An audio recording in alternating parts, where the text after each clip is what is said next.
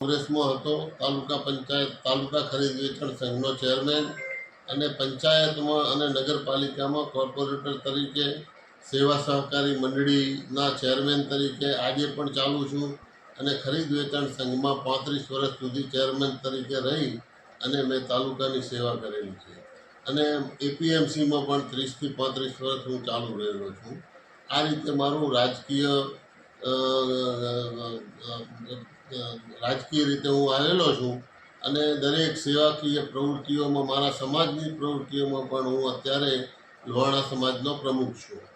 બાકી તો 2007માં ભારતીય જનતા પાર્ટીમાં આવ્યા પછી ભારતીય જનતા પાર્ટીની 3 ટર્મમાં અમે 24 સીટ લાવી અને ભારતીય જનતા પાર્ટીનું નેતૃત્વમાં ભારતીય જનતા પાર્ટીનું કમળ ખીલાયેલું છે.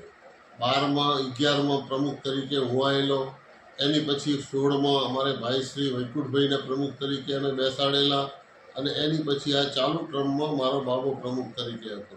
વિકાસના ક્રમોની વાત કરીએ તો બાભર 25 વર્ષ પહેલાં જે હતું એ બાભરને આજના બાભરમાં જે લોકો સુરતથી કે મુંબઈથી આવે છે એ લોકો એમ જ કહે છે કે આ બાભર ક્યાં હતું ને આજનું બાભર ક્યાં છે. અત્યારે રોડ, રસ્તા, ગલીએ ગલીએ પાણી, ગટર, સ્ટ્રોમ ડ્રેનેજનું કામ, અમારું ખાડીઓ કે જે 50 વર્ષ જૂનું ખાડીઓ હતું એ ખાડીયા અમારી પાસે જમીન એક કશું પણ પંચાયત પાસે સરકારી જમીન નહોતી. હું પ્રમુખ તરીકે આવ્યો ત્યારે નગરપાલિકા ભવન મામલતદાર ઓફિસ પાસે 3 કિલોમીટર દૂર મંજૂર થયેલું. મેં આવી અને તરત જ આને સ્ટોપ કરી અને નગરજનો સાથે વાર્તાલાપ કરી નગરજનોએ મને 21 લાખ રૂપિયાનું જેસીબી લાવી આપેલું અને જેસીબી લાવી અને આ ખાડિયાનું પૂરણ કર્યું. લોકો પૂરણ કર્યા પછી અંદરના દબાણો જે હતા રસ્તાઓ ખુલ્લો કરવાના એ દબાણો પણ 50 વર્ષના ખુલ્લા કરાવી અને અત્યારે આ ખાડિયાની અંદર નગરપાલિકા ભવન, કોમ્યુનિટી હોલ, શાક માર્કેટ, ગાર્ડન આવી અનેક સુવિધાઓ આની અંદર કરવામાં આવી છે. એ જ રીતે નગરની અંદર પણ હાલે આભરની કોઈ પણ ગલી એવી નહીં હોય કે જ્યાં ક્યાંય સીસી રોડ નહીં હોય. બાકી ભ્રષ્ટાચારની વાત કરે તો પાભરની નગરપાલિકા એક એવી છે કે ગુજરાતમાં કોઈ નગરપાલિકામાં બબાલ તાંધળ સભ્યોને થયા વગરની નહીં રહી હોય.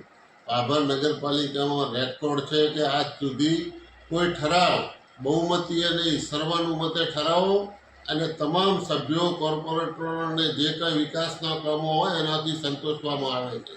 આવી નગરપાલિકાનો વહીવટ ચાલે છે. ભ્રષ્ટાચારની તો વાત અહીંયા રહી પણ અમે જ્યારે પ્રમુખ તરીકે વહીવટ કર્યો ત્યારે એક ભથ્થાનું બિલ પણ વાઉચર પણ બનાવીને લીધેલી નથી. બાકી તો વિરોધ પક્ષવાળા ને એમના પોતાના વેટલા શેકવા માટે ગપ્પા જૂઠા મારી અને લોકોને ભરમાવાની વાતો કરે.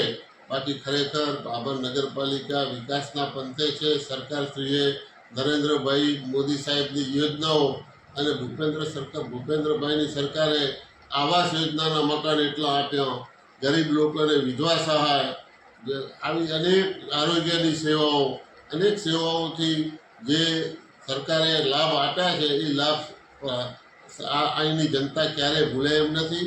આજે પણ 24 સીટ ભારતીય જનતા પાર્ટીની આવશે, એમાં કોઈ બિનમેટ નથી.